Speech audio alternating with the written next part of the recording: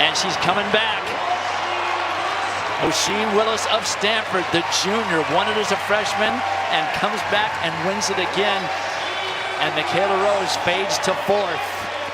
And Roshene. No one expected the 800-meter final to become the highlight of the 2025 NCAA Championships until Roisin Willis turned it into her moment. In less than 2 minutes, the 21-year-old shocked the field, shattered the record, and proved that underdogs can still rule the track. Born on August 6, 2004, in Stevens Point, Wisconsin, Roisin grew up with the track in her blood.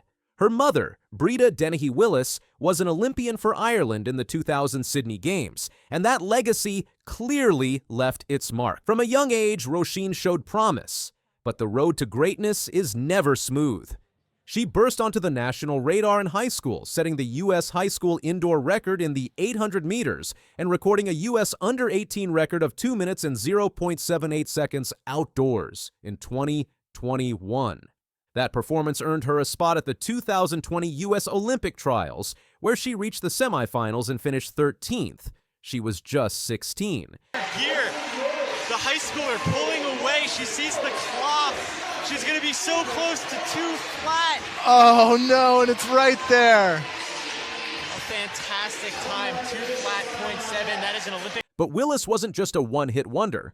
She followed up her breakout year with silver at the 2022 USATF U20 Outdoor Championships and then stunned the world at the World U20 Championships in Cali, Colombia.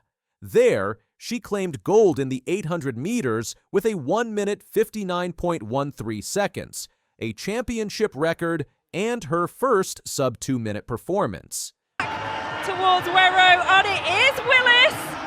Oh, look at this, Willis digging deep, coming all the way through to the line, and she's going to break 2 minutes for the first time in her. She didn't stop there. Anchoring the U.S. 4x400-meter relay team, she delivered a 51.34 split and helped secure another gold. When she joined Stanford University, expectations were high. She delivered immediately. In 2023, as a freshman, she won the NCAA Indoor 800-meter title with a time of 1 minute 59.93 seconds, setting personal, meet, and facility records. That same year, she was also part of Stanford's winning distance medley relay squad. Outdoors, she placed fourth at the 2023 NCAA Championships, a solid showing but short of the dominance many anticipated. It lit a fire in her. Training became more intense. Focus sharpened. She wasn't content with fourth place. Roshene was chasing history. As her sophomore year unfolded, her momentum picked up fast. Before the season even began, she inked an NIL deal with New Balance, confirming her growing status as one of track and field's rising stars. She was no longer just potential, she was results. By the time the 2025 NCAA Outdoor Championships arrived, Roshene wasn't just another name on the roster. She was a contender, yet many still saw her as an underdog, perhaps because she wasn't as flashy as her competitors or hadn't had as much media attention. But Willis didn't need hype. She had something better, performance, and she proved it in Eugene. Facing top athletes like North Carolina's Michaela Page and Duke's Lauren Tolbert, both first-team All-Americans, Willis ran a masterclass. Her pacing was clinical. Her form was flawless. Her determination was undeniable. As she crossed the line in 1 minute 58.13 seconds, a new NCAA meet record, she etched her name among the elite. The win made her the second consecutive Stanford athlete to claim the women's 800-meter national title, and the first from the ACC since Virginia's Michaela Meyer in 2021. Her performance also placed her third all-time on the NCAA list, behind only Athing Mu and Michaela Rose. This wasn't just a victory, it was a statement. Stanford's women's team, powered in part by Roshene's win, finished 6th overall at the championships with 29 points, leading all ACC teams. She wasn't just an individual star. She was a team leader, setting the standard for her squad. Her season didn't end there. Willis carried her momentum into the 2025 USA Outdoor Track and Field Championships. In the semifinal, she cruised through with a 1 minute 58.40. In the final, she delivered again, this time in 1 minute 59.26, Securing the national title and proving her dominance wasn't confined to college competition. That win earned her a spot on Team USA for the 2025 World Athletics Championships in Tokyo.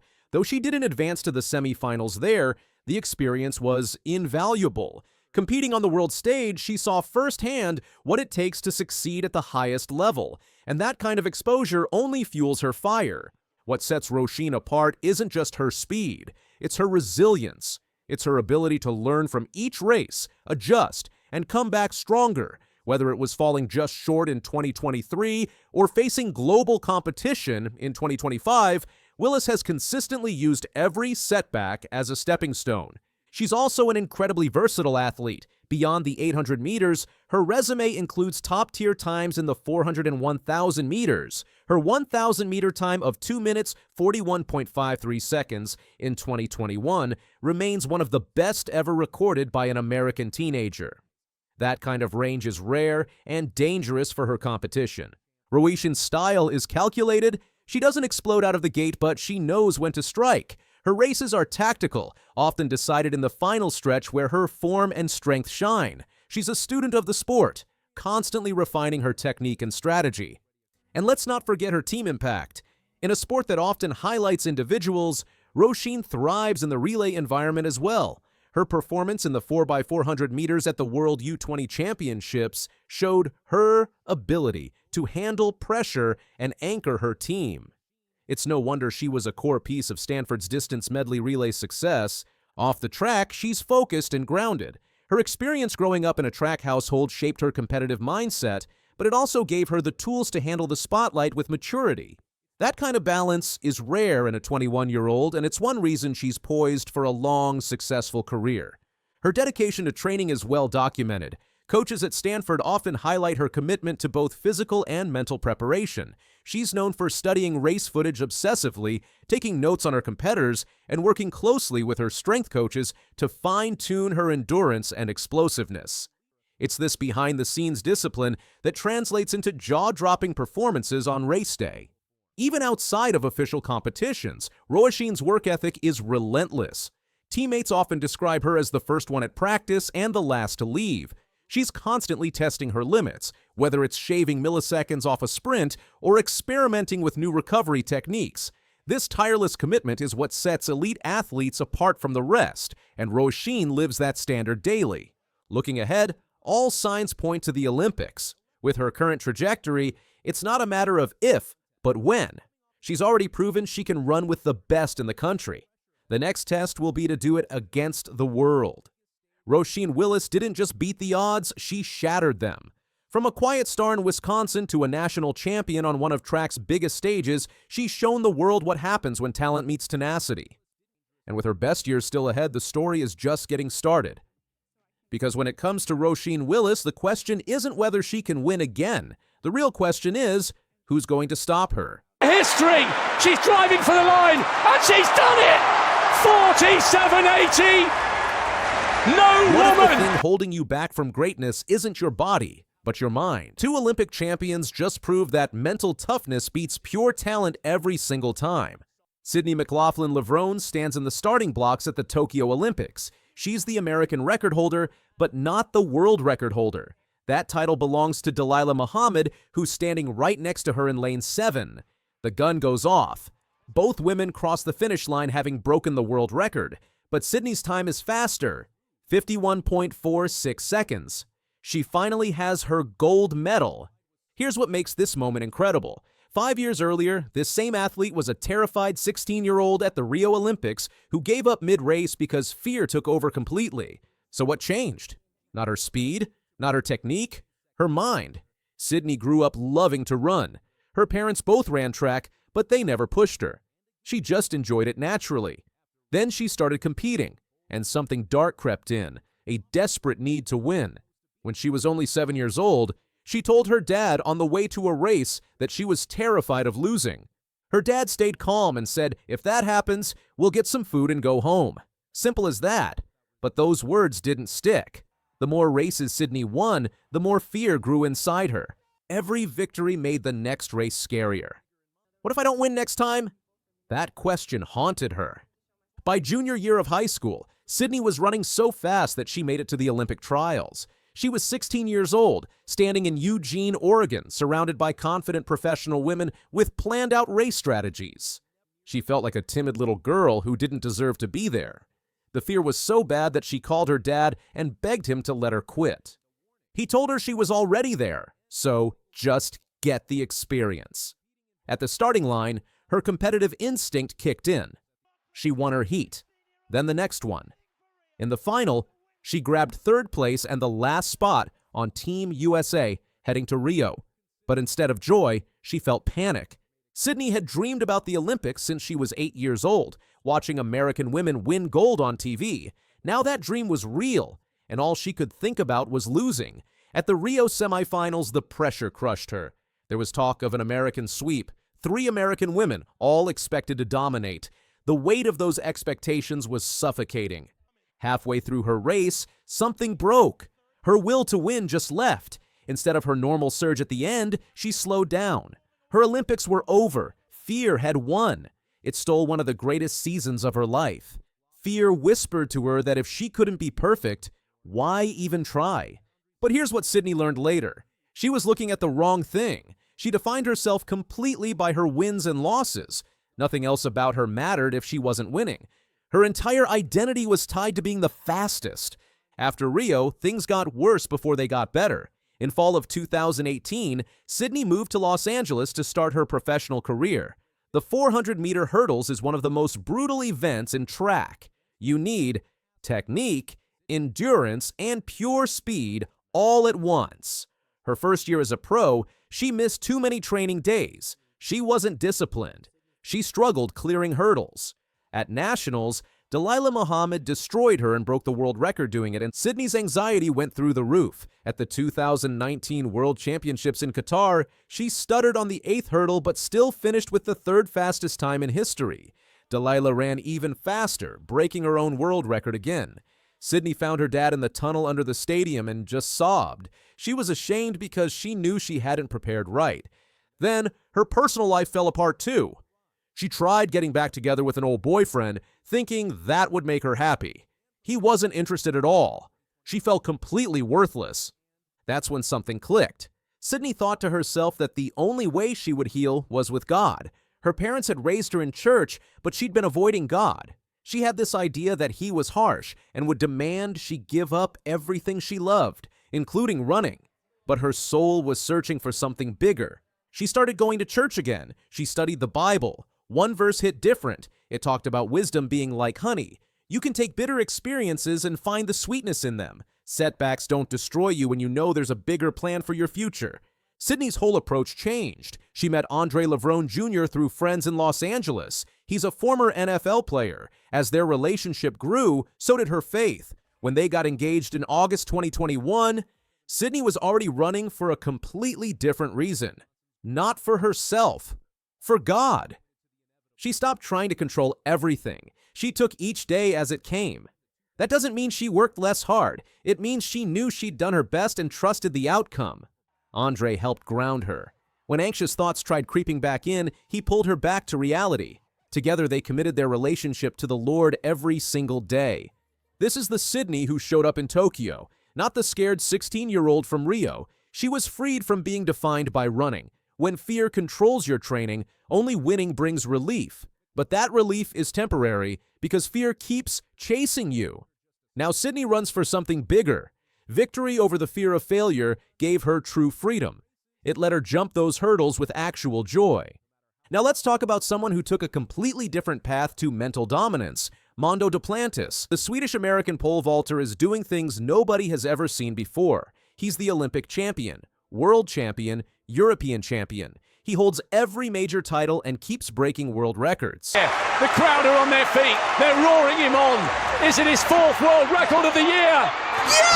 Yes! Scott Simpson used to pole vault internationally and now coaches Olympic athletes. He studied Mondo's technique closely and found 3 things that separate him from everyone else. First, his speed is almost unprecedented. The speed Mondo generates at takeoff is higher than anyone else in history. That matters because pole vault is an energy storage game. You store energy in the pole as it bends. More energy stored means more energy returned to launch you higher. But here's the crazy part.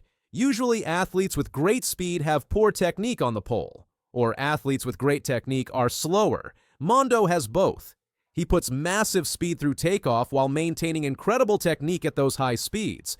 That combination is unique to him. Second, his consistency is remarkable. Wind, rain, high pressure, competitive environment, jumping alone, doesn't matter. Mondo produces the same incredible output every single time. He built a huge toolbox by doing pole vault from such a young age. That toolbox lets him perform consistently no matter what's happening around him. Third, his competitive mindset is unbreakable. Mondo's parents talk about his competitiveness from when he was little. Growing up with two brothers and a sister, he had to compete for everything. But here's a wild detail. His parents had to drag him off YouTube at midnight because he was watching pole vault videos. That's not normal dedication, that's obsession. When Mondo doesn't perform as well as he wants, you can see the frustration on his face. That fire burns constantly. Simpson says this creates a mindset that's incredibly difficult to beat. But Mondo also loves the pressure. He's a showman. Not as flashy as Usain Bolt was, but Mondo absolutely loves being on that stage. He's often the last athlete competing with all eyes on him. That brings out his best. After breaking world records, he's jumped over cameramen and done spontaneous front flips on the track. His personality embraces the attention. So here's what these two champions teach us. Sydney found freedom by changing what defined her. She stopped running from fear and started running towards something bigger than herself. Mondo found dominance through obsessive preparation and trusting his process under pressure. Yes, the two champions over 200 meters, but Lyles is never to be denied his shining moment. He has the last word. Something big just happened in American track and field.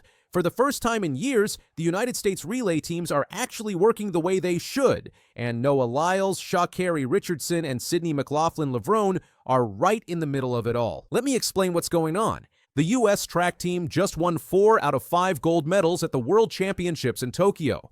That might not sound like a huge deal, but it is. The American relay teams have been a mess for 20 years. But now, something has changed. And it's all leading up to the 2028 Olympics in Los Angeles. Here's what makes this special. Both the men's and women's 4x100 relay teams won gold at the same big competition.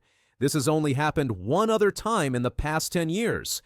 The stars who helped make it happen? Sha'Carri Richardson, Noah Lyles, and Sydney McLaughlin-Levrone all ran anchor legs and brought home gold. But winning these races is just part of the story. What really matters is how they fixed a broken system. Robert Chapman works as the Chief of High Performance Operations for USA Track and Field. He asked a really important question. We always have great talent, but do we have the culture in place to allow the talent to achieve what they're capable of? His answer after Tokyo was clear. He said, "I feel we took a solid positive step to nailing that process and getting that established." So what changed? Everything, actually. Before this year, picking who runs on the relay teams was a total disaster. At last year's Olympics, 8 different people had a say in who made the team. 8 people. All of them had their own opinions. All of them had their own favorites, and nobody could agree on anything. Chapman said, "There's always been involvement by a high-performance committee, and we've had contractor coaches making decisions. It wasn't exactly straightforward. We tried to reorganize and restructure how we do relays. For 2025, they cut that list down to just 2 people. Wallace Spearman, a former U.S. sprinter, and Amy Begley, a distance runner. That's it. 2 general managers who make the decisions, and everyone else stays out of it." This simple change did something amazing. It let the coaches focus on what actually matters. Chapman said it keeps coaches out of politics about team makeup and allows them to focus on fundamentals of what really matters, like passing the baton. Now here's where things get interesting. The old way of doing things wasn't just messy. It was costing America medals.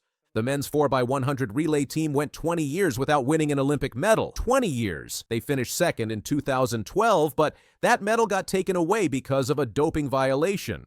Since 1995, bad baton passes have cost the U.S. men in 7 world championships and 6 Olympics. That's 13 times they messed up when they had the fastest runners in the world. Carl Lewis knows this better than anyone. He won 2 Olympic relay gold medals for America. Before last year's failure, he told the Associated Press exactly what the problem was. He said, "The issue has always been politics, has always been drama, has always been deception. If they can eliminate those things, there's no question they have the fastest team in the world." Well, Tokyo proved Carl Lewis was right. On a rainy final night in Tokyo, the United States won 3 out of 4 relay races. The only loss came in the men's 4x400 relay against Botswana. And honestly, that race was incredible to watch. Botswana is becoming a real force in sprinting. They had Colin Kebenat-Shipi, who just won the 400-meter world title. They also had Letsile Tebogo, the Olympic 200-meter champion. Rai Benjamin ran anchor for Team USA and got the baton with a small lead. But Kebenat-Shipi caught him right at the end and won by just 0.07 seconds. It was Botswana's first relay win, and they earned it. But let's talk about the wins. The women's 4x100 team has now won 4 straight gold medals at major competitions. The first one was an upset over Jamaica back in 2022. Jamaica had their own baton problems that day. The last 3 wins have all had Sha'Carri Richardson running the anchor leg. And here's something really interesting. This year, Richardson was actually struggling during the season. Melissa Jefferson-Wooden won gold in both the 100 and 200 meters. But the team stuck with Richardson on anchor anyway. Why? Because they had a plan and they trusted it. Wallace Spearman explained the new system. He said, "We sent out depth charts so people knew exactly where they would run. We made sure athletes weren't competing for a spot in the final. We said, this is the order. This is your job. You handle your job. And if you don't like your job, then don't get on the plane." No drama, no politics, just clear roles and clear expectations. Spearman called it a culture change that created the least amount of drama he's seen since he started working with the sprint program in the mid-2000s. The men's 4x100 team also came through. They've now won at the last 2 World Championships, though they did mess up at the Olympics last year. In Tokyo, they got a bit lucky because Jamaica had problems in qualifying. The Jamaican team had Oblique Seville and Kashane Thompson, who won gold and silver in the 100 meters. But Jamaica didn't make it to the finals.